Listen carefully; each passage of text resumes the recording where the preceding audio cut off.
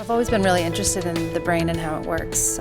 I think that started very early for me because I struggled with depression and anxiety as a child. I actually had panic attacks. So I started wondering, what is it about my brain that makes me operate so differently? What I like to focus on really is what I believe is your most valuable resource.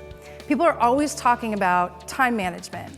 And specifically when people talk to me, they like to talk about time management because they'll ask me what I do, which happens a lot on planes or elevators, and say, well, I'm a nutritionist and performance coach, and I basically just work with people on work-life balance type things. And I always hear the same response. Oh, I know I should be working on that. I know I should be eating better. I know I should be going to the gym. I know I should be taking better care of myself, but I just don't have enough time. And I was really fascinated to find out that the same things I was teaching corporate executives about how to manage their energy for mental performance were exactly the same things that they were educating people to do to prevent or prolong the development of Alzheimer's. In the last 5 years doing these presentations, what I've noticed is there's really these three key factors that I believe are getting in the way of people's performance. And in addition to just their performance, I also believe these are the same three problems we all struggle with when it comes to our health and our happiness. And so when I look at what's going on in our society right now, the biggest issue that I see is this constant drain on our brain and our mental energy. We're really being pulled in 1,000 different directions. So again, if you look at our energy system, you can have all of the physical energy that you need. You can have great energy quality. But what happens when you're getting pulled a million different directions and your focus is getting scattered? So I think the first real big issue is just the busyness that we're all facing. I think most people get frustrated because they can't do what they know they should do. So I've been working with corporate professionals for over 10 years, and there's not a single person I've ever met who doesn't know that they should be eating lighter more often, or moving more regularly, or taking breaks. I mean, that's common sense, everyone knows that. The challenge is, how do you actually do it?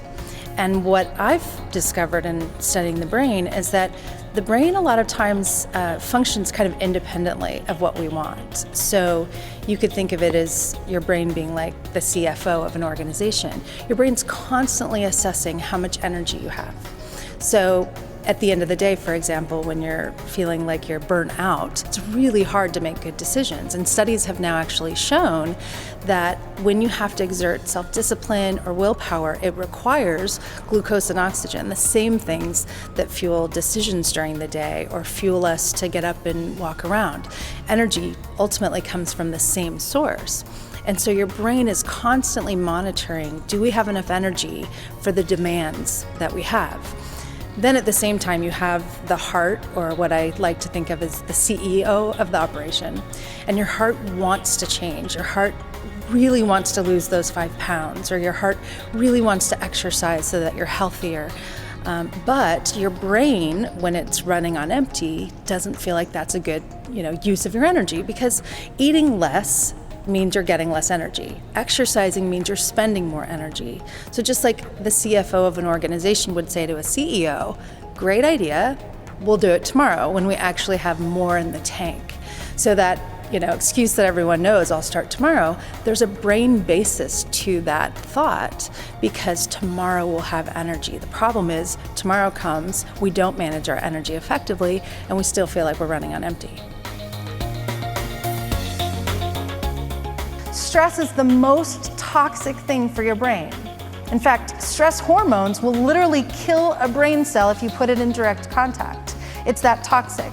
So cortisol, which we're going to be talking about, we actually have some control over whether or not our body produces cortisol. So I'm going to talk to you about that and how we can control that. So busyness is a problem, stress is a problem. The third one I've already mentioned, we're getting older, nothing we can do about that. But there are some things that we can do to make sure that not only are we going to age well, but that we're healthy, that we can be successful, that we can continue to do extraordinary things as we age. Scripting is another way of kind of coming up with something to focus on. And so scripting, I mean something like a focus phrase, something you tell yourself that helps you get into a mindset of being fully focused. So for me, I've been practicing this for a long time because just like everybody, I'm distracted and I'm thinking about different things. So I always really practice when I'm with somebody to be present. And that's all I tell myself, just be present, just be here now. What's interesting about the brain is about 50% of the time it is thinking about the future because we're preparing for what's about to happen. 50% of the time we're thinking about what's coming next. 40% of the time we're thinking about what already happened. The mistakes we made, how do we fix those mistakes, which makes sense from a survival perspective. We want to prepare for what's coming, we want to learn from what's behind us, but that only leaves 10% of the time to be fully focused and fully present. I feel like it's my responsibility and health educators in general to give people the means to change, not just the information. Because the more information we throw at people, the more information overload our brains have and the less we're likely to do anything with it. So I think it's so important that the message is conveyed in a way that keeps people's brain and mind, how they're going to perceive the information, but also sets them up for success, not by just giving a prescription of a million different things that you could try, and also not telling you what worked for me necessarily, because it might not work for you. But walking people through a change process that if you think about it this way and if you do it this way, keeping your brain in mind, you can actually change and become successful with your change.